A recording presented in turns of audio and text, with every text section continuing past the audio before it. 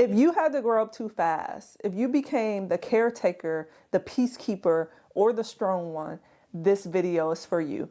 Hi, my name is Shan. I'm a licensed mental health therapist and digital creator. This is the therapy you didn't know you needed. I'm not your official therapist, but you can call me your YouTube therapist. Disclaimer, as always, I am a licensed mental health therapist, but again, I'm not your official therapist. My content is for information and educational purposes only. If you are in need of mental health support, please contact your local mental health agency. When I talk about growing up too fast, I'm not talking about getting a job young or helping out around the house. I'm talking about emotional parentification, when a child takes on the emotional responsibilities of an adult. Maybe you comforted a parent through their emotional struggles, or you took care of your siblings, or you became the peacekeeper in a chaotic household. I see this all the time in therapy when an adult becomes hyper independent, chronically exhausted, or who feel like their entire worth is based off of being useful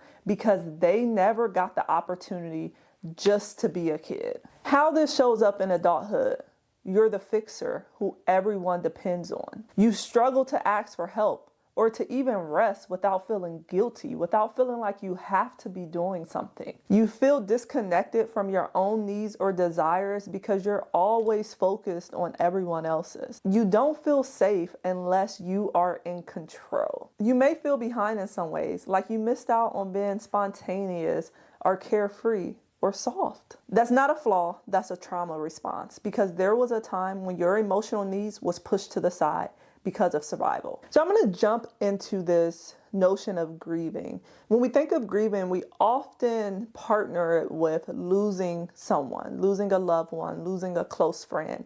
But grieving can also be thought of as grieving a part of your life that no longer exists, or grieving a part of your life that you missed out on. I know a lot of people say, how do I miss something or someone when I never had a relationship with them or when I never experienced it? You can miss what did not happen or did not occur. I want to talk about grieving the childhood you never had.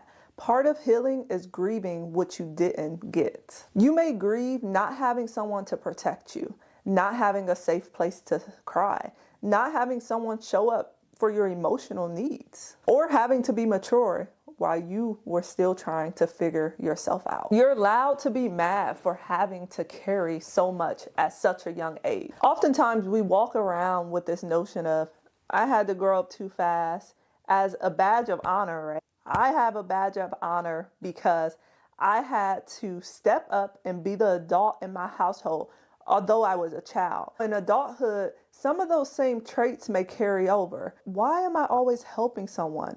Why am I always trying to fix someone? You're still operating in this light of being the caregiver to everyone around you. These are traits that have been learned and picked up through childhood. You may have spent your entire childhood showing up for people, showing up for your siblings, showing up for your parents. Now you don't know how to turn it off. How can we turn it off? By unlearning these behaviors and learning new behaviors, recognizing when it shows up for you. Healing looks like unlearning the idea that you always have to be the strong one. It means sitting in stillness without feeling guilty. You don't have to be the busybody. You don't always have to be striving or going towards what's next? What's next? That is a trauma response, being extremely hyper independent or hyper vigilant in these areas. And this one is going to get you. Letting others take care of you, even if it feels uncomfortable. You're not used to allowing others to do things for you. You're not even used to others doing things for you, right? So it's going to be a learning experience, but you have to make the choice to allow yourself to sit in that and unlearn these behaviors and allow other people to show up for you.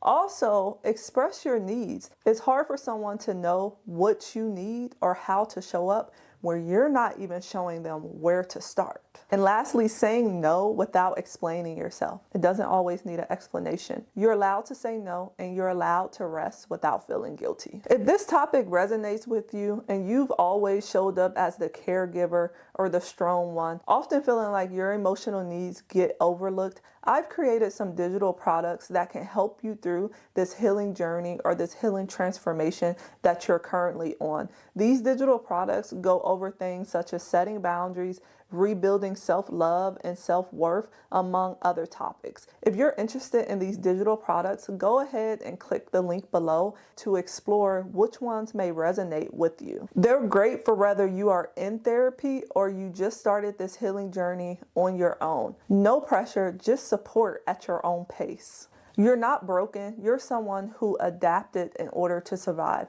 Now you get to choose what healing looks like for you. Let me know in the comments what growing up too fast looked like for you and how it shows up for you now in your daily life, if you're comfortable, of course. I'm glad you were able to join me for today's topic. Subscribe for more real therapy talk. This is the therapy you didn't know you needed.